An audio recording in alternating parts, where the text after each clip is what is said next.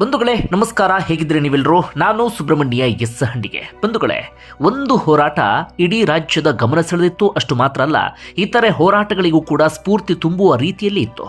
ಆರಂಭದಲ್ಲಿ ಬೆಳಗಾವಿಯ ಗುರ್ಲಾಪುರದಲ್ಲಿ ಶುರುವಾದಂಥ ಈ ಹೋರಾಟ ಇಡೀ ಉತ್ತರ ಕರ್ನಾಟಕ ಭಾಗವನ್ನು ವ್ಯಾಪಿಸಿಕೊಂಡಿತ್ತು. ಅದಾದ ಬಳಿಕ ಕೇವಲ ನಮ್ಮ ರಾಜ್ಯದಲ್ಲಿ ಮಾತ್ರ ಅಲ್ಲದೆ ಇಡೀ ದೇಶಾದ್ಯಂತ ಚರ್ಚೆಗೆ ಗ್ರಾಸವಾಗಿತ್ತು. ಹೋರಾಟ ಆರಂಭ ಆಗಿ 3-4 ದಿನಗಳ ಕಾಲ ಯಾವ ಮಾಧ್ಯಮದ ಬೆಂಬಲವೂ ಕೂಡ ಸಿಕ್ಕಿರಲಿಲ್ಲ, ಅಥವಾ ಮಾಧ್ಯಮಗಳಲ್ಲೂ ಕೂಡ ಹೆಚ್ಚು ಸುದ್ದಿ ಪ್ರಸಾರ ಆಗ್ತಾ ಇರಲಿಲ್ಲ. ಹೋರಾಟ 4 ಅಥವಾ 5ನೇ ದಿನಕ್ಕೆ ಕಾಲಿಡ್ತಾ ಇದ್ದ ಹಾಗೆ ಹೋರಾಟದ ಕಾವು ಜಾಸ್ತಿ ಆಗ್ತಾ ಇದ್ದ ಹಾಗೆ ಮಾಧ್ಯಮಗಳ ಬೆಂಬಲ, ಸೋಷಿಯಲ್ ಮೀಡಿಯಾದಲ್ಲೂ ಕೂಡ ಈ ವಿಚಾರಕ್ಕೆ ಸಂಬಂಧಪಟ್ಟ ಹಾಗೆ ಹೆಚ್ಚೆಚ್ಚು ಚರ್ಚೆ ಶುರುವಾಯಿತು. ಯಾಕೆ ಈ ವಿಚಾರವನ್ನು ಇಲ್ಲಿ ಪ್ರಸ್ತಾಪ ಮಾಡ್ತಾ ಇದ್ದೀನಿ ಅಂದರೆ, ಸಹಜವಾಗಿ ಒಂದಷ್ಟು ಮಾಧ್ಯಮಗಳು ಹಾಗೆ ಸೋಷಿಯಲ್ ಮೀಡಿಯಾದಲ್ಲೂ ಕೂಡ ಈ ಹೋರಾಟಕ್ಕೆ ಗೆಲುವು ಸಿಕ್ಕ ತಕ್ಷಣವೇ ಕ್ರೆಡಿಟ್ ಪಡೆದುಕೊಳ್ಳುವಂಥ ಒಂದಷ್ಟು ಪ್ರಯತ್ನ ಆಗುತ್ತೆ. ಆದರೆ ಈ ಕ್ರೆಡಿಟ್ ಎಲ್ಲವೂ ಕೂಡ ಕೇವಲ ಆ ಹೋರಾಟಗಾರರಿಗೆ ಸಲ್ಲಬೇಕಾಗುತ್ತೆ. ಕಾರಣ, ಆರಂಭದಲ್ಲಿ ಯಾವುದೇ ಪ್ರಚಾರವಿಲ್ಲದೆ ಹೆಚ್ಚು ಸುದ್ದಿಯೂ ಕೂಡ ಆಗದ ಸಂದರ್ಭದಲ್ಲೂ ಕೂಡ ಹೋರಾಟವನ್ನು ತೀವ್ರಗೊಳಿಸ್ತಾ ಬಂದರು. ಅಂತಿಮವಾಗಿ ಇವತ್ತಿಗೆ 9ನೇ ದಿನಕ್ಕೆ ಕಾಲಿಟ್ಟಿತ್ತು. 9ನೇ ದಿನ ಹೋರಾಟಗಾರರ ಹೋರಾಟಕ್ಕೆ ಫಲ ಸಿಕ್ಕ ರೀತಿಯಲ್ಲಿ ಅಥವಾ ಒಂದು ಹಂತದ ಗೆಲುವು ಸಿಕ್ಕ ರೀತಿಯಲ್ಲಿ ಕಾಣ್ತಾ ಇದೆ. ಹಾಗಾದರೆ ಇವತ್ತು ಆದಂಥ ಬೆಳವಣಿಗೆ ಏನೇನು ಅನ್ನೋದನ್ನು ಗಮನಿಸ್ತಾ ಹೋಗೋಣ. ಬಂಧುಗಳೇ, ನಿಮ್ಮೆಲ್ಲರಿಗೂ ಕೂಡ ಗೊತ್ತಿರುವ ಹಾಗೆ ಕಬ್ಬು ಬೆಳೆಗಾರರು 1 ಟನ್ಗೆ 3,500 ರೂಪಾಯಿ ಕೊಡಬೇಕು ಅಂತ ಬೇಡಿಕೆಯನ್ನು ಇಟ್ಟಿದ್ರು. ಸಕ್ಕರೆ ಕಾರ್ಖಾನೆ ಮಾಲೀಕರು ನಾವು 3,200 ರೂಪಾಯಿ ಕೊಡೋದಕ್ಕೆ ರೆಡಿ ಇದ್ದೇವೆ, ಅದರ ಮೇಲೆ 1 ರೂಪಾಯಿ ಕೂಡ ಕೊಡೋದಕ್ಕೆ ಸಾಧ್ಯ ಆಗೋದಿಲ್ಲ ಎನ್ನುವಂಥ ಮಾತನ್ನು ಹೇಳಿದರು.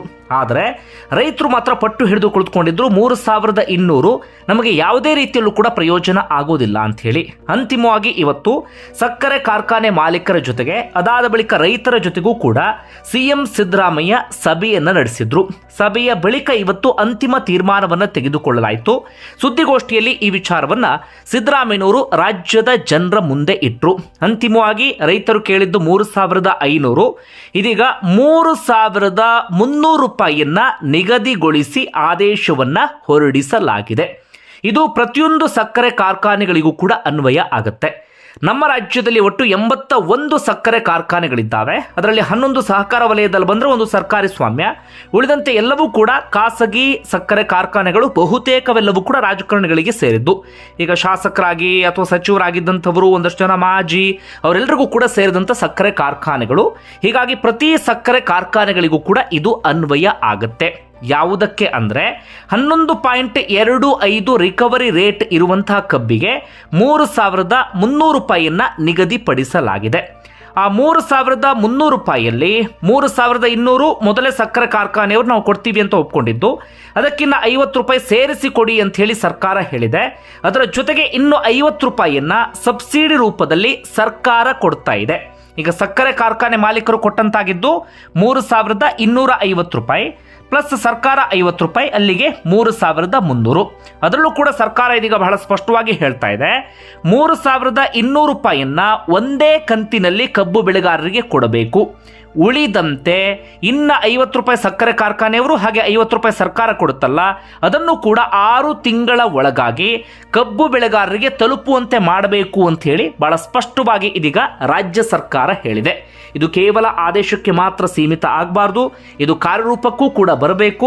ನನ್ನ ಪ್ರಕಾರ ಕಾರ್ಯರೂಪಕ್ಕೆ ಬರಲಿಲ್ಲ ಅಂತ ಆದರೆ ರೈತರು ಬಿಡುವ ರೀತಿಯಲ್ಲೂ ಕೂಡ ಕಾಣಿಸ್ತಾ ಇಲ್ಲ. ಯಾಕಂದರೆ ಹೋರಾಟ ಎಲ್ಲವನ್ನೂ ಕೂಡ ಬಹಳ ಸ್ಪಷ್ಟವಾಗಿ ಹೇಳ್ತಾ ಇದೆ. ರೈತರು ಎಷ್ಟರ ಮಟ್ಟಿಗೆ ಗಟ್ಟಿಯಾಗಿ ನಿಂತ್ಕೊಳ್ತಾರೆ, ಎಷ್ಟರ ಮಟ್ಟಿಗೆ ತಮ್ಮ ಬೇಡಿಕೆಯನ್ನು ಬಲವಾಗಿ ಮಂಡಿಸ್ತಾರೆ ಅನ್ನೋದು ಈ ಹೋರಾಟದ ಮೂಲಕ ಬಹಳ ಸ್ಪಷ್ಟವಾಗಿದೆ, ಅಥವಾ ಬಹಳ ಸ್ಪಷ್ಟವಾದಂಥ ಸಂದೇಶವನ್ನು ಸಾರುವಲ್ಲೂ ಕೂಡ ಯಶಸ್ವಿ ಆಗಿದ್ದಾರೆ.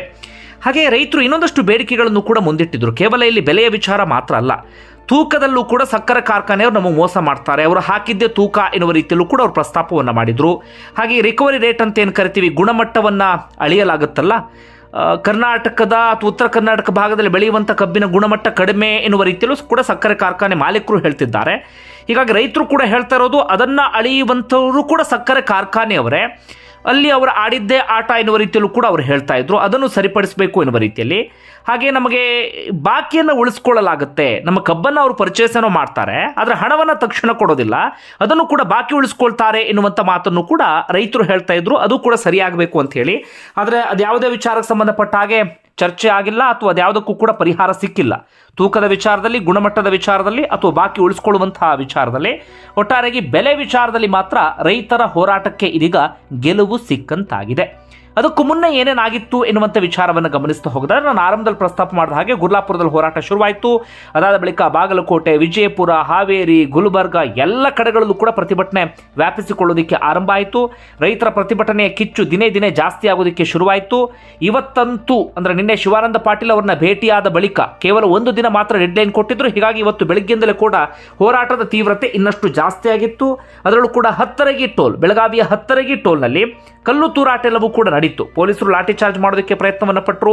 ಆ ಸಂದರ್ಭದಲ್ಲಿ ಪ್ರತಿಭಟನಾಕಾರರು ಕೂಡ ಕಲ್ಲು ತೂರಾಟವನ್ನು ಮಾಡಿದ್ರು. ಒಂದಷ್ಟು ವಾಹನಗಳು ಕೂಡ ಆ ಸಂದರ್ಭದಲ್ಲಿ ಜಖಮಾಯಿತು.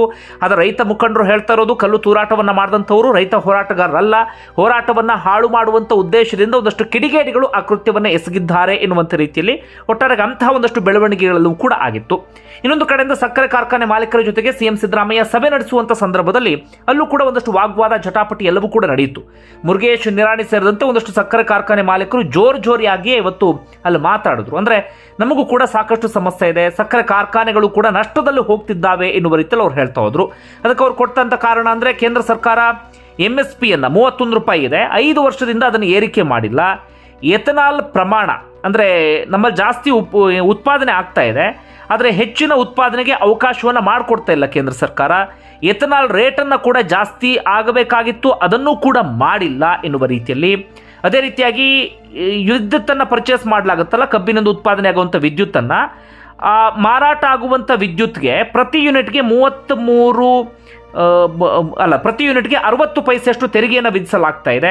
ಅದನ್ನು ಕೂಡ ಮರುಪರಿಶೀಲನೆ ಮಾಡಬೇಕು ಎನ್ನುವ ರೀತಿಯಲ್ಲೂ ಕೂಡ ಅವರು ಒತ್ತಾಯಿಸಿದ್ರು. ಜೊತೆಗೆ ಅವರು ಒಟ್ಟಾರೆಯಾಗಿ ಹೇಳ್ತಾ ಇದ್ದಿದ್ದು, ನಾವು ನಷ್ಟದಲ್ಲಿದ್ದೇವೆ ಅಂತ ಹೇಳಿ. ಅದಕ್ಕೆ ಸಿದ್ದರಾಮಯ್ಯವರು ಪ್ರತಿಕ್ರಿಯೆಯನ್ನು ಕೊಡ್ತಾರೆ, ನಾವು 50 ರೂಪಾಯಿ ಕೊಡ್ತಾ ಇದ್ದೀವಿ ಅಂದರೂ ಕೂಡ ನೀವು ಒಪ್ಕೊಳ್ತಾ ಇಲ್ವಲ್ಲ, ಹಾಗೆ ನೀವು ನಷ್ಟದಲ್ಲಿದ್ದರೆ ನಿಮ್ಮ ಸಕ್ಕರೆ ಕಾರ್ಖಾನೆಗಳು ಒಂದಿದ್ದು 2, 2 3 ಆಗ್ತಿರೋದು ಯಾಕೆ? ನಷ್ಟದಲ್ಲಿದ್ದರೆ ಸಕ್ಕರೆ ಕಾರ್ಖಾನೆಯನ್ನು ಜಾಸ್ತಿ ಯಾರು ಮಾಡ್ತಾರೆ ಎನ್ನುವ ರೀತಿಯಲ್ಲೂ ಕೂಡ ಸಿದ್ದರಾಮಯ್ಯವರು ಕೂಡ ಪ್ರಶ್ನೆಯನ್ನು ಮಾಡಿದರು. ಆಗ ಸಕ್ಕರೆ ಕಾರ್ಖಾನೆ ಮಾಲೀಕರು ಅದಕ್ಕೆ ಮರು ಉತ್ತರವನ್ನು ಕೊಡೋದಕ್ಕೆ ಶುರು ಮಾಡ್ಕೊಳ್ತಾರೆ. ನೀವು ಕೇಂದ್ರದ ಬಳಿ ನಮ್ಮ ಬೇಡಿಕೆಗಳನ್ನು ಈಡೇರಿಸುವ ರೀತಿಯಲ್ಲಿ ನೀವು ಒತ್ತಾಯಿಸಬೇಕು ಅಂತ ಹೇಳಿ. ಹೀಗಾಗಿ ಮುಂದಿನ ದಿನಗಳಲ್ಲಿ ಕೇಂದ್ರಕ್ಕೊಂದು ನಿಯೋಗವನ್ನು ಕೊಂಡೊಯ್ಯುವಂಥ ನಿರ್ಧಾರಕ್ಕೂ ಕೂಡ ಬರಲಾಯಿತು. ಒಟ್ಟಾರೆಯಾಗಿ ಇವತ್ತು ಇಷ್ಟೆಲ್ಲ ಬೆಳವಣಿಗೆ ಆಯಿತು, ಒಂದಷ್ಟು ಚರ್ಚೆ ಎಲ್ಲವೂ ಕೂಡ ಆಯಿತು. ಅಂತಿಮವಾಗಿ 3,300 ರೂಪಾಯಿ ಎನ್ನುವಂಥ ತೀರ್ಮಾನಕ್ಕೆ ಬರಲಾಯಿತು. ಮತ್ತೆ ಹೇಳ್ತಾ ಇದ್ದೇನೆ, ಇದು ಕಾರ್ಯರೂಪಕ್ಕೆ ಬರಬೇಕು. ಮತ್ತೆ ಇಲ್ಲೇನಾದರೂ ಸಮಸ್ಯೆ ಆಗೋದು ಇನ್ನೇನೋ ಅಂತ ಆದರೆ ಮತ್ತೊಮ್ಮೆ ರೈತರು ಹೋರಾಟ ಮಾಡೋದ್ರಲ್ಲಿ ಯಾವುದೇ ಅನುಮಾನವೂ ಕೂಡ ಇಲ್ಲ. ಹಾಗೆ ತುಂಬ ಜನರಲ್ಲಿ ಇರುವಂಥ ಪ್ರಶ್ನೆ, ನಾನು ಹಿಂದಿನ ವಿಡಿಯೋದಲ್ಲೂ ಕೂಡ ಅದನ್ನು ಪ್ರಸ್ತಾಪ ಮಾಡಿದ್ದೆ. ಕಬ್ಬಿನಲ್ಲಿ ಸಕ್ಕರೆ ಕಾರ್ಖಾನೆಯವರಿಗೆ ಎಷ್ಟು ಲಾಭ ಆಗುತ್ತೆ, ರೈತರ ಬೇಡಿಕೆಯಲ್ಲಿ ಏನಾದರೂ ಅರ್ಥ ಇದೆಯಾ ಎನ್ನುವಂಥ ರೀತಿಯಲ್ಲಿ ಅದನ್ನೊಂದನ್ನು ಗಮನಿಸ್ತಾ ಹೋಗೋದಾದರೆ, ಶಾರ್ಟ್ ಆಗಿ ಹಿಂದಿನ ವಿಡಿಯೋದಲ್ಲಿ ಹೇಳಿದ್ದೇನೆ, ಈಗ ಹೆಚ್ಚು ನಾನು ಅದನ್ನು ಡ್ರ್ಯಾಗ್ ಮಾಡೋದಕ್ಕೆ ಹೋಗೋದಿಲ್ಲ, ಸಿಂಪಲ್ ಆಗಿ ಹೇಳ್ತೇನೆ. ನೀವು ಕಬ್ಬಿನಲ್ಲಿ ಬರೀ ಸಕ್ಕರೆ ಮಾತ್ರ ಉತ್ಪಾದನೆ ಆಗುತ್ತೆ ಅಂತ ತಿಳ್ಕೊಂಡ್ರೆ ಅದು ತಪ್ಪು. ಕೇವಲ ಸಕ್ಕರೆ ಮಾತ್ರ ಅಲ್ಲ, ಬೇರೆ ಬೇರೆ ಉಪ ಉತ್ಪನ್ನಗಳು ಕೂಡ ಉತ್ಪಾದನೆ ಆಗುತ್ತೆ. 1 ಟನ್ ಕಬ್ಬಿನಲ್ಲಿ ಸಕ್ಕರೆ ಹೆಚ್ಚು ಕಡಿಮೆ 110 kg ಉತ್ಪಾದನೆ ಆಗುತ್ತೆ. ಲಾಭ ಅಂತ ತಗೊಂಡ್ರೆ ಒಂದು 4,000 ರಿಂದ 4,500 ಲಾಭ ಆಗುತ್ತೆ. ಮೊಲಾಸಿಸ್ ಅಂತೀವಿ, ಕಾಕಂಬಿ ಅಂತೇಳಿ ಕರಿತೀವಿ, ಈ ಜಾನುವಾರುಗಳ ಆಹಾರಕ್ಕೆ ಅದಕ್ಕೆಲ್ಲಕ್ಕೂ ಬಳಕೆ ಆಗುತ್ತೆ. ಒಂದು 50 ಲೀಟ್ರ್ ಉತ್ಪಾದನೆ ಆಗುತ್ತೆ, ಅದಕ್ಕೊಂದು 4,000 ರೂಪಾಯಿ ಸಿಗುತ್ತೆ. ಎಥನಾಲ್ ಹೆಚ್ಚು ಕಡಿಮೆ ಒಂದು 30 ಲೀಟ್ರ್ ಉತ್ಪಾದನೆ ಆಗುತ್ತೆ, ಅದು ಮದ್ಯಕ್ಕೆ ಇದಕ್ಕೆಲ್ಲದಕ್ಕೂ ಕೂಡ ಹೋಗುತ್ತೆ. ಎಥನಾಲ್ 1,000 ರೂಪಾಯಿ ಅದರಲ್ಲಿ ಸಿಗುತ್ತೆ. ಇಂಧನ ಹೆಚ್ಚು ಕಡಿಮೆ 150 ಕಿಲೋವ್ಯಾಟ್, ಅದರಲ್ಲಿ ಒಂದು 500 ರೂಪಾಯಿ ಸಿಗುತ್ತೆ. ಇನ್ನು ಸಿಪ್ಪೆ ಗೊಬ್ಬರ ಎಲ್ಲವನ್ನು ಅರ್ದು ಉಳಿಯುತ್ತಲ್ಲ ಕಬ್ಬು, ಅದಕ್ಕೆ ಹೆಚ್ಚು ಕಡಿಮೆ ಒಂದು 100 ರೂಪಾಯಿ ಅಷ್ಟು ಸಿಗುತ್ತೆ. ಹೆಚ್ಚು ಕಡಿಮೆ ಒಂದು ಅಂದಾಜು 8,000 ರಿಂದ 9,000 ರೂಪಾಯಿ ಸಕ್ಕರೆ ಕಾರ್ಖಾನೆಯವರಿಗೆ 1 ಟನ್ ಕಬ್ಬಿಂದ ಸಿಗುತ್ತೆ. ಅದರಲ್ಲಿ ಅವ್ರ ವೆಚ್ಚ ಅಂತ ಒಂದು 2,000 ರೂಪಾಯಿ ತೆಗೆದ್ರೂ ಕೂಡ ಅವರಿಗೆ 6,000 ರಿಂದ 7,000 ರೂಪಾಯಿ ಲಾಭ ಆಗುತ್ತೆ. ಆ 6,000 ರಿಂದ 7,000 ಲಾಭ ಏನಾಗುತ್ತೆ, ಅದರಲ್ಲಿ ನಮಗೆ 3,500 ಕೊಡಿ ಅಂತೇಳಿ ರೈತರು ಕೇಳ್ತಾ ಇರೋದು. ಹೀಗಾಗಿ ರೈತರ ಬೇಡಿಕೆಯಲ್ಲಿ ಸಮಸ್ಯೆ ಇದೆ ಅಂತ ಹೇಳೋದಕ್ಕೆ ಸಾಧ್ಯವೇ ಇಲ್ಲ. ಅದರ ಅಸಲಿ ಸಮಸ್ಯೆ ಏನಾಗ್ತಿತ್ತು ಅಂದರೆ, ನಾನು ಆಗಲೇ ಹೇಳಿದಾಗ 81 ಸಕ್ಕರೆ ಕಾರ್ಖಾನೆಗಳಲ್ಲಿ ಬಹುತೇಕ ಎಲ್ಲವೂ ಕೂಡ ರಾಜಕಾರಣಿಗಳಿಗೆ ಸೇರಿತ್ತು. ಸತೀಶ್ ಜಾರಕಿಹೊಳಿ ಅವರಿಗೆ 2, ಲಕ್ಷ್ಮೀ ಹೆಬ್ಬಾಳ್ಕರ್ 2, ಮುರುಗೇಶ್ ನಿರಾಣಿ ಅವರದು, ಲಕ್ಷ್ಮಣ್ ಸವದಿ ಅವರದು, ಹೀಗೆ ಅವರೆಲ್ಲರ ಸಕ್ಕರೆ ಕಾರ್ಖಾನೆಗಳೆಲ್ಲವೂ ಕೂಡ ಇದೆ. ಅವರಿಗೆ ರಾಜಕಾರಣದಲ್ಲಿ ದೊಡ್ಡ ಪೊಸಿಷನಲ್ಲಿ ಬಂದು ನಿಂತ್ಕೊಂಡಿದ್ದಾರೆ. ಭಾಷಣ ಮಾತ್ರ ರೈತರು ಹಾಗೆ ಹೀಗೆ ಅಂತ ಮಾತಾಡ್ತಾರೆ. ಆದರೆ ರೈತರ ಪರವಾಗಿ ಅಂತ ಬಂದಾಗ ಅವರೆಲ್ಲರೂ ಕೂಡ ಸೈಲೆಂಟ್ ಆಗ್ತಾರೆ. ಅವರು ರಾಜ್ಯ ಸರ್ಕಾರದ ಮೇಲೆ ಒತ್ತಡವನ್ನು ಹೇರೋದಕ್ಕೆ ಶುರು ಮಾಡ್ಕೊಳ್ತಾರೆ ಅಥವಾ ಲಾಬಿ ಮಾಡುವಂಥ ಪ್ರಯತ್ನವನ್ನು ಮಾಡ್ತಾರೆ. ಹೀಗಾಗಿ ಪ್ರತಿ ವರ್ಷವೂ ಕೂಡ ಕಬ್ಬು ಬೆಳೆಗಾರರು ಹೋರಾಟ, ಪ್ರತಿಭಟನೆ ಇದೆಲ್ಲವನ್ನು ಕೂಡ ಮಾಡಲೇಬೇಕಾದಂಥ ಅನಿವಾರ್ಯ ಪರಿಸ್ಥಿತಿ ಅಂತೂ ಇದೆ. ಒಟ್ಟಾರೆಯಾಗಿ ಒಂದು ಹೋರಾಟ ಒಂದು ಹಂತಕ್ಕಂತೂ ಯಶಸ್ವಿಯಾಗಿದೆ. ಮುಂದಿನ ದಿನಗಳಲ್ಲಿ ಏನೇನು ಬೆಳವಣಿಗೆ ಆಗುತ್ತೆ ಅನ್ನೋದನ್ನು ಕಾದು ನೋಡೋಣ. ಬಂಧುಗಳೇ, ನಿಮ್ಗೆ ಏನಿಸ್ತದೆ ಕಮೆಂಟ್ ಬಾಕ್ಸಲ್ಲಿ ಮೆನ್ಷನ್ ಮಾಡಿ. ಧನ್ಯವಾದ ವಿಡಿಯೋ ನೋಡಿದ್ದಕ್ಕಾಗಿ.